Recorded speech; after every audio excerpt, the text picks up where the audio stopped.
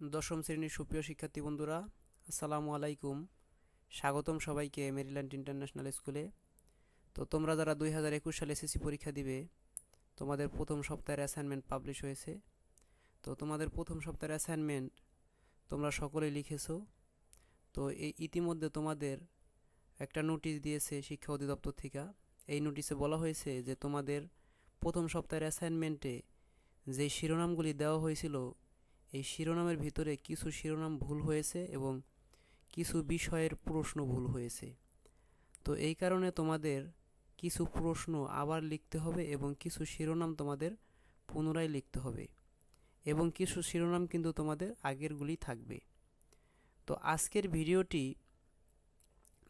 ভিডিওটিতে তোমাদের কোন বিষয়ে কোন শিরোনাম পরিবর্তন করা হয়েছে এবং কি পরিবর্তন করে কি দিয়েছে এবং কোনগুলি পরিবর্তন করতে হবে এবং কোনগুলি পরিবর্তন করতে হবে না, এই বিষয়ে কিন্তু আজকে তোমাদের এই ভিডিওটি। তো আজকের এই ভিডিওটি তোমাদের মানবিক বিভাগ হও, ব্যবসায় শিক্ষা এবং বিজ্ঞান বিভাগ, তিনও বিভাগের জন্যই। তো ভিডিওটি শুরু করার আগে তোমরা জানিয়ে দাও যে তোমরা আমাদের এই ভিডিওটি কে কোন জেলা থেকে এবং কে কোন স্কুল থেকে দেখছো, আমাদের কমেন্টে জানিয়ে দাও এবং তোমাদের বন্ধুদের কাছে শেয়ার করে দাও।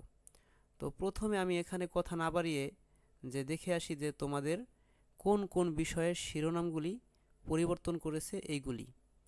তো প্রথমে আমি দেখাবো যে তোমাদের পদার্থবিজ্ঞান যেটা দেওয়া ছিল বিজ্ঞান বিভাগের সেইটা। তো এখানে তোমরা একটু খেয়াল করবে যে পদার্থবিজ্ঞানে কিন্তু তোমাদের একটা শিরোনাম সংশোধন করা হয়েছে। তো এখানে আমি তোমাদের বোঝার সুবিধার্থে আমি দিয়ে রাখছি যে আগে কি ছিল আর বর্তমানে কি আছে। তো একটু দেখো যে বিষয়কোড, বিষয় ও বিষয়কোড। তো বিষয় কি? পদার্থবিজ্ঞান। বিষয়কোড কি? পদার্থবিজ্ঞানের বিষয়কোড হলো 136। তো এখানে কিন্তু তোমরা বিষয়কোড তো পদার্থবিজ্ঞানের জানো, বিষয়কোড সবসময় কিন্তু একই বিষয়কোড থাকে পদার্থবিজ্ঞানের ক্ষেত্রে। তো আগে তোমাদের যে পদার্থবিজ্ঞান 1 ছিল, তো পদার্থবিজ্ঞান কিন্তু তোমরা যেটা 1 লিখছো, ওই পদার্থবিজ্ঞানে কিন্তু তোমরা অধ্যায় ছিল প্রথম অধ্যায়। আর তোমরা শিরোনামে লিখেছিলে ভৌত রাশি ও পরিমাপ। তো তোমাদের যেই অ্যাসাইনমেন্ট 1 যেই পদার্থবিজ্ঞান শিরোনামটি ছিল, এটাতে তোমরা কি লিখেছিলে? ভৌত রাশি ও পরিমাপ। তো এখানে তোমাদের এটা সঠিক হয় নাই। এটার সঠিক উত্তর হলো বর্তমানে তোমাদের সংশোধন করা হয়েছে। এখানে তোমরা ভৌত রাশি ও পরিমাপের স্থানে তোমরা লিখবে যে সরল যন্ত্র ও তার ব্যবহার। ভৌত রাশি ও পরিবর্তন ওইখান থেকে কেটে দিয়ে তোমরা লিখবা সরল যন্ত্র ও তার ব্যবহার। তো তোমরা পূর্বের যে কভার পেজটা আছে ওই কভার পেজটা তোমরা ওখান থেকে খুলে ফেলবে, পিন খুলে তারপরে তোমরা নতুন একটা কভার পেজ এখানে পূরণ করবে। তো এইখানে কিন্তু তোমাদের অ্যাসাইনমেন্টের কলামের শুরুতে এই শিরোনাম যুক্ত হবে। অ্যাসাইনমেন্ট তোমরা যে অ্যাসাইনমেন্টটা লিখেছো, এই অ্যাসাইনমেন্টের কলামের শুরুতে প্রথমেই কিন্তু এই কভার পেজটা তোমাদের নতুন করে পূরণ করতে হবে। অন্য সব যতগুলি তোমরা ভিতরে লিখেছো, পদার্থবিজ্ঞানের ক্ষেত্রে যত ভিতরে তোমরা লিখেছো, এই ভিতরেরগুলি কিন্তু তোমাদের কোনো পরিবর্তন হবে না। তোমাদের লেখা যা ছিল আগে ওই লেখাই তোমরা দিবে। শুধুমাত্র ভৌত রাশি ও পরিমাপ এর স্থানে তোমরা সরল যন্ত্র ও তার ব্যবহার। তো এখানে তোমাদের বোঝার সুবিধার্থে আমি কিন্তু একটা কভার পেজ পূরণও করে দিয়েছি, তোমরা দেখো। তো তোমরা দেখো এখানে আমি তোমাদের বোঝার সুবিধা একটা পূরণ করে দিয়েছি। তো তোমরা এইভাবে লিখবে যে অ্যাসাইনমেন্ট নাম্বার 1। তো অ্যাসাইনমেন্ট নাম্বার ওইটাই কিন্তু তোমাদের অ্যাসাইনমেন্ট নাম্বার 1ই ছিল। তো শুধুমাত্র এখানে ভৌত রাশি ও পরিমাপ ছিল। এখন তোমরা লিখবা সরল যন্ত্র ও তার ব্যবহার। তারপরে তোমরা লিখবা বিষয় কোড।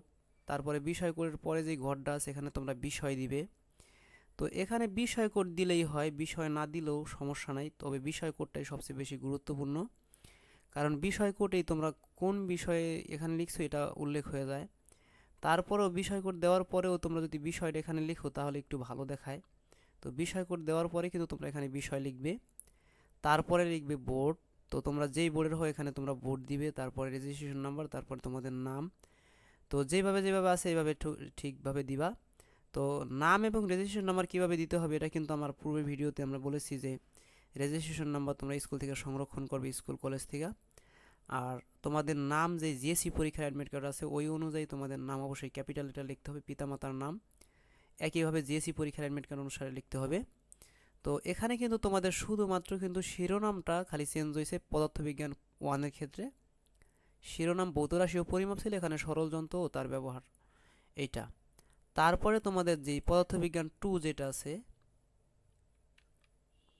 এটা তোমরা দেখবে যে পদার্থবিজ্ঞান 2 অর্থাৎ তোমাদের অ্যাসাইনমেন্ট পদার্থবিজ্ঞান 2 যেটা দেওয়া ছিল এইটা, বিষয় করতে 136। তো এখানে কিন্তু তোমাদের অধ্যায় ছিল গতি। তো তোমরা কিন্তু শিরোনামে কিন্তু শুধু গতি লিখেছিলে, ওইখানে কিন্তু আগের শিরোনামটা কি ছিল, গতি ছিল।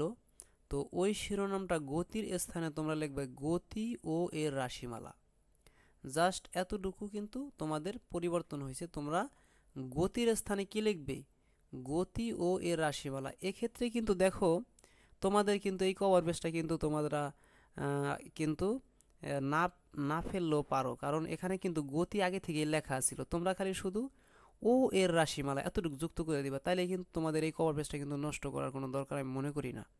তোমাদের আগের যে কভার পেজটা আছে ওই কভার পেজের ভিতরে তোমরা আগে তো গতি তোমাদের লেখা আসিলই, তো গতি লেখার পরে তোমরা ও এর রাশিমালা এতটুকু তোমরা যুক্ত করে দিবা, কারণ আগে ছিল শুধু গতি, এখন হলো গতি ও এর রাশিমালা।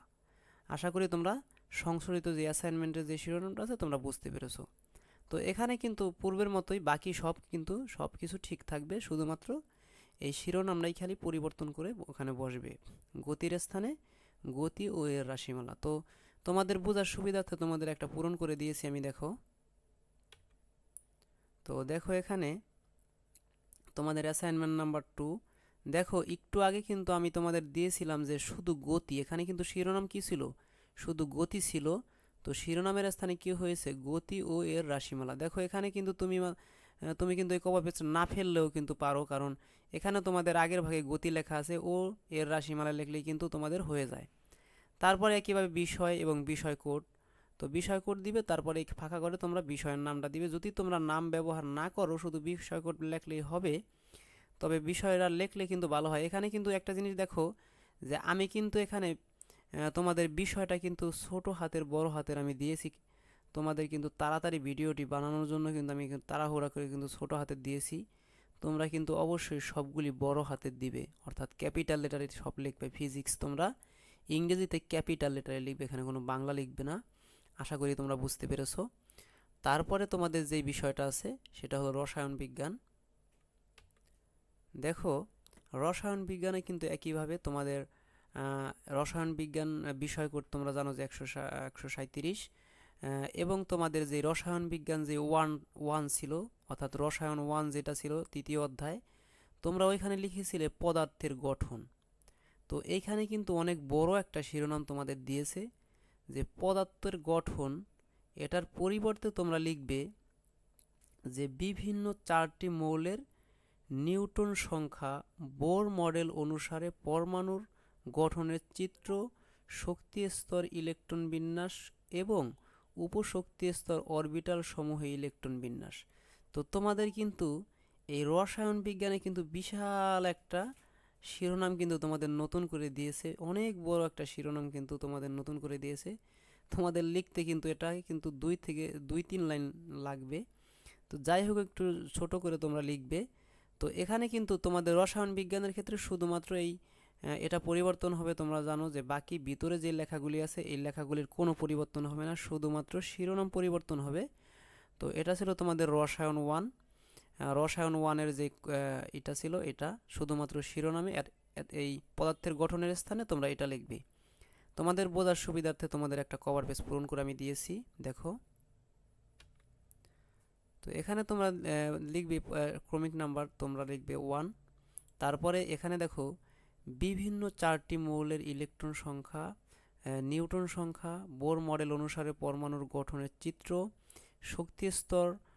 শক্তি স্তরে ইলেকট্রন বিন্যাস ও উপশক্তি স্তরে অরবিটাল সমূহের ইলেকট্রন বিন্যাস। তো দেখো বিশাল বড় একটা শিরোনাম কিন্তু তোমাদের দিয়েছে। তো যেভাবে দিয়েছে তোমরা এইভাবেই তোমরা লিখবে। তারপরে একইভাবে বিষয় করে তোমরা ভরাট করবে, তারপরে লিখবা যে বিষয়ের নাম কেমিস্ট্রি। এখানে কিন্তু আমি ছোট হাতের দিয়েছি, তাড়াতাড়ি করতে যাও তোমরা কিন্তু সবগুলি বড় হাতের দিবে ক্যাপিটাল লেটারে। তারপরে তোমাদের এইভাবে নাম কিন্তু আগের মতো করেই তোমরা কিন্তু লিখবে। তারপরে রসায়ন 2 যেটা তোমাদের দিয়েছে এই প্রশ্নটা দেখো। তো এখানে দেখো রসায়ন 2 তোমাদের যে সংশোধন করা হয়েছে। তো আগে ছিল এখানে একটু, আমি কিন্তু তোমাদের বিষয় রসায়ন বিজ্ঞান তোমরা তো জানো।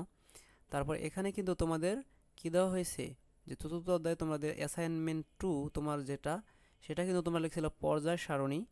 তো তোমরা কিন্তু শিরোনামে পর্যায় সারণী লিখেছিলে। ওই পর্যায় সারণীর স্থানে তোমরা পর্যায় সারণীটা বাদ দিয়ে তোমরা লিখবে যে মৌলের ইলেকট্রন বিন্যাসের আলোকে পর্যায় সারণীতে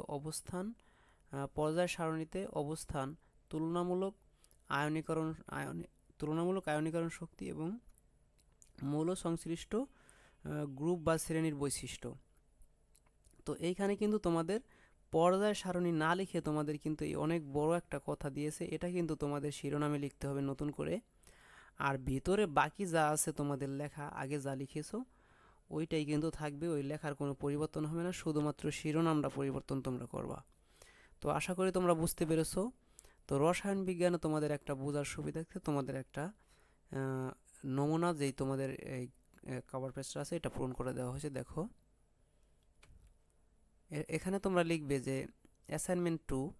তো অ্যাসাইনমেন্ট 2তে তোমরা ওই যে ওই শিরোনামটা, তোমাদের যে সংশোধিত শিরোনাম যেটা দেওয়া আছে ওই এই শিরোনামটা তোমরা দিবে। এই শিরোনাম দেওয়ার পরে তোমরা কীভাবে তোমরা এখানে লিখবে রসায়ন, এখানে ক্যাপিটাল লেটার লিখবা, আমি স্মল লেটার লিখেছি, তোমরা ক্যাপিটাল লেটার লিখবা। তো বাকি আগের মতো তোমরা ভরাট করবা। তারপরে তোমাদের যেটা আছে হিসাব বিজ্ঞান, তোমরা যারা ব্যবসায়ী শিক্ষা আছো হিসাব বিজ্ঞান, দেখো তো হিসাব বিজ্ঞানে যে সংশোধন করা হয়েছে, তো তোমাদের যে হিসাব বিজ্ঞান 2 তোমরা যেটা দিয়েছো হিসাব বিজ্ঞান 2, তো হিসাব বিজ্ঞান 2 এ তোমরা শিরোনামে দিয়েছিলে যে জাবেদা। বিষয়কোড তো তোমরা জানোই যে 146 হিসাব বিজ্ঞানে। তো তোমরা কিন্তু যেটা ব্যবসায়ী শিক্ষা যেটা 2 দিয়েছিলে অ্যাকাউন্টিং 2 হিসাব বিজ্ঞানে, তো অ্যাকাউন্টিং 2 যেটা তোমরা দিয়েছিলে জাবেদা, তো এখানে তোমরা জাবেদার পরিবর্তে তোমরা লিখবে যে সাধারণ জাবেদার ধারণা ও গুরুত্ব। সাধারণ জাবেদার ধারণা ও গুরুত্ব, শুধু জাবেদা তোমরা লিখেছিলে, ওইখানে তোমরা কি লিখবে সাধারণ জাবেদার ধারণা ও গুরুত্ব। আর বাকি ভিতরে কিন্তু কোনো পরিবর্তন হবে না, শুধুমাত্র অ্যাসাইনমেন্টটা পরিবর্তন হবে। তো তোমাদের বোঝার সুবিধার্থে আর একটা কভার পেজ তোমাদের পূরণ করে দেওয়া হয়েছে হিসাব বিজ্ঞানের। দেখো এখানে তোমরা লিখবে যে পদার্থবিজ্ঞান তোমাদের অ্যাসাইনমেন্ট, এখানে হিসাব বিজ্ঞানের ক্ষেত্রে তোমরা লিখবে অ্যাসাইনমেন্ট 2 এবং শিরোনামে তোমরা লিখবে সাধারণ জাবেদার ধারণা ও গুরুত্ব। তো তোমাদের কিন্তু এর পূর্বে কিন্তু শুধু জাবেদা ছিল এখানে, তো পরিবর্তন হয়ে কি হলো সাধারণ জাবেদার ধারণা ও গুরুত্ব। তো এখানে কিন্তু তোমরা কিন্তু আমার এখানে কিন্তু আমি কি কেমিস্ট্রি দিয়েছি, তোমরা কিন্তু এখানে কিন্তু অ্যাকাউন্টিং লিখবে। তো এখানে তোমরা বুঝতে পেরেছো যে ওখান থেকে আমি লেখাটা কিন্তু পেশ করেছিলাম এবং কেমিস্ট্রি চলে আসছে। তো তোমরা এখানে কিন্তু কি দিবে অ্যাকাউন্টিং। তো অবশ্যই তোমরা বুঝতে পেরেছো। তো অবশ্যই ক্যাপিটাল লেটারে তোমরা অ্যাকাউন্টিংটা দিবে, এখানে আমি লিখলাম না, তোমরা এখানে অ্যাকাউন্টিং দিয়ে দিও। তারপরে কিন্তু আমরা তোমাদের যে হিসাব বিজ্ঞান যে 1টা ছিল, তো এটা 2 এর ব্যাপার। 2 কিন্তু ভিতরে সব ঠিক থাকবে, শুধুমাত্র এইটা শুধু পরিবর্তন হবে শিরোনাম। তো 1 এর ব্যাপারে তোমরা একটু দেখো 1 কি হবে হিসাব বিজ্ঞান।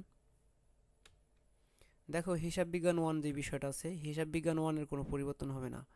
তোমাদের হিসাব বিজ্ঞান 1 এ তোমরা যেই শিরোনাম দিয়েছিলে, যেই লেখা লিখেছো, কোনো কিছুই কিন্তু পরিবর্তন হবে না, আগের শিরোনামই থাকবে, আগের বিষয়কোড, আগের সব কিছু আগের। এইখানে হিসাব বিজ্ঞান 1 এ কোনো ধরনের কোনো কিছু একটা দাগও তোমাদের দিতে হবে না, হিসাব বিজ্ঞান যেমন আছে ঠিক ওইভাবে তোমরা রেখে দিবে।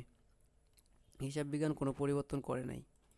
তারপরে তোমরা আসো পৌরনীতি ও নাগরিকতা, তোমাদের যেই মানবিক বিভাগে যারা আছো, তো তোমরা যারা মানবিক বিভাগ আছো তাদের জন্য কিন্তু একটু কষ্টকর বিষয় তোমাদের এই পৌরনীতি ও নাগরিকতার বিষয়টা নিয়ে।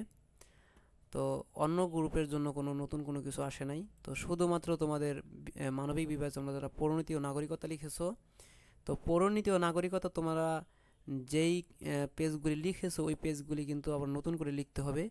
তো তোমরা আগে থাকতেই কিন্তু তোমরা ওই পেজগুলি নষ্ট করবে না। দেখো অনেক লেখাই কিন্তু তোমাদের মিলতে পারে, তো তোমরা একটু দেখো যে আগের প্রশ্ন আর এখনকার প্রশ্ন অনেকটাই মিল আছে, এই কারণে তোমরা ওইখান থেকে কিন্তু কিছু সংরক্ষণ করতে পারো, কোনো কিছু পেজ কিন্তু তোমরা ওইখান থেকে রাখতে পারবে। তো এই সম্পর্কে আমি একটু বলি যে তোমাদের পৌরনীতি ও নাগরিকতার বিষয়কোড কত 140।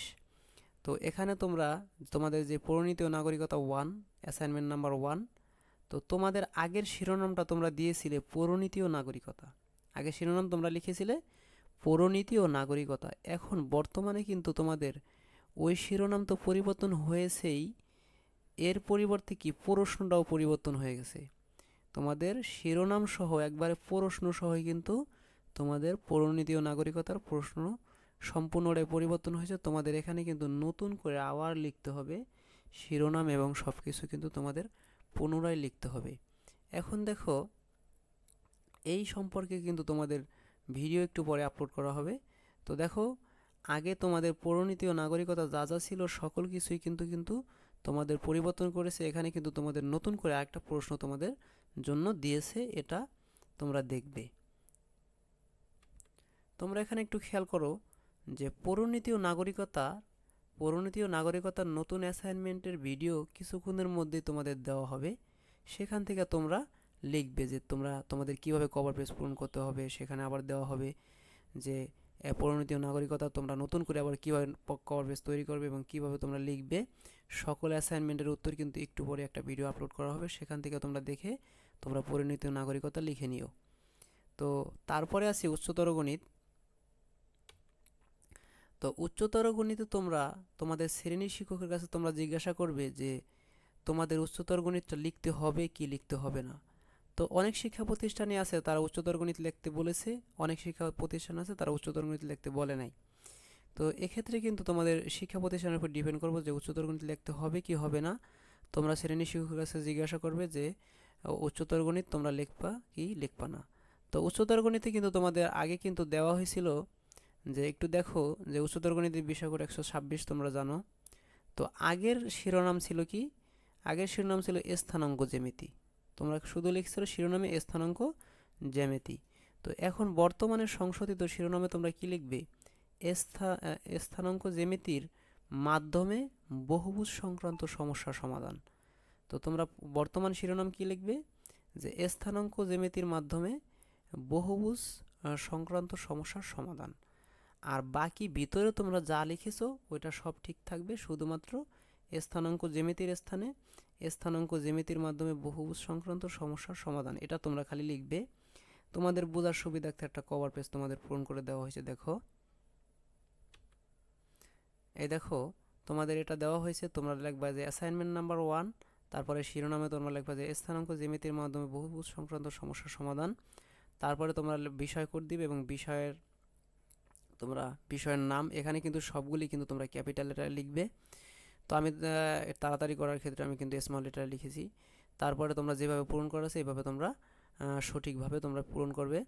তো আশা করি তোমরা বুঝতে পেরেছো যে কোন বিষয়ে তোমাদের কোন অ্যাসাইনমেন্টের শিরোনাম কি লিখতে হবে, কোন বিষয়টি পরিবর্তন হয়েছে এবং কোন প্রশ্নটি পরিবর্তন হয়েছে এবং কোন প্রশ্নটি আবার নতুন করে লিখতে হবে, এটা সম্পূর্ণ তোমরা বুঝতে পেরেছো। যদি কোনো একটা বিষয় তোমাদের বুঝতে অসুবিধা হয় তাহলে অবশ্যই আমাদের কমেন্টে লিখে জানিয়ে দিবে, সাথে সাথে আমরা রিপ্লাই দেওয়ার চেষ্টা করব। তোমরা যদি আমাদের এই চ্যানেলে নতুন হয়ে থাকো, পরবর্তী শিক্ষামূলক সকল ভিডিও আপডেট পেতে হলে আমাদের চ্যানেলটি সাবস্ক্রাইব করে রাখো এবং বন্ধুদের কাছে শেয়ার করে দাও। তো সাথেই থাকো পরবর্তী ভিডিওটি পাওয়ার জন্য।